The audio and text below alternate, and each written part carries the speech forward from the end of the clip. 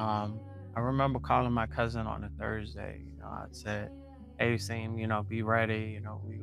Monday morning we gonna rock out. We gonna do some real estate stuff." And he was so excited. He was hyped. I know he was knew he was gonna be ready that Monday morning. But Sunday morning, that's when I got a call that he had been shot um, and bled out.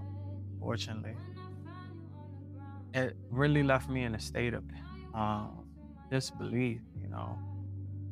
Um, trying to wrap my mind around what happened, trying to wrap my mind around why it happened, and you know what's going on, and nah, not him, and nah, no, it's really such a tough pill to swallow because you could be like, man, how can a kid that was so sweet, how can a kid that didn't bother nobody, you know, be a victim of that type of circumstance? It really weighs on you. You trying to figure out like, how or why did this happen? And it's been a long month. A lot of days, you might go, throughout the day, you constantly thinking about them, and you replaying everything that happened in your mind. You getting that call 3 a.m. and you already know no calls that you get at 3 a.m. is gonna be good news. So it's like getting them back to back calls, and then getting news that he's gone. It's just like, nah, nah, not like that, not like this. And me knowing that, I was like, we had just talked.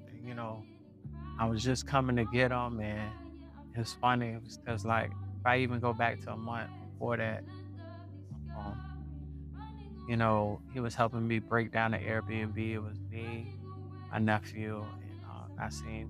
We were going down to Hampton and break down this Airbnb, and bring the furniture back up this way to Richmond and drop it off at the group home in Petersburg. And, he was helping.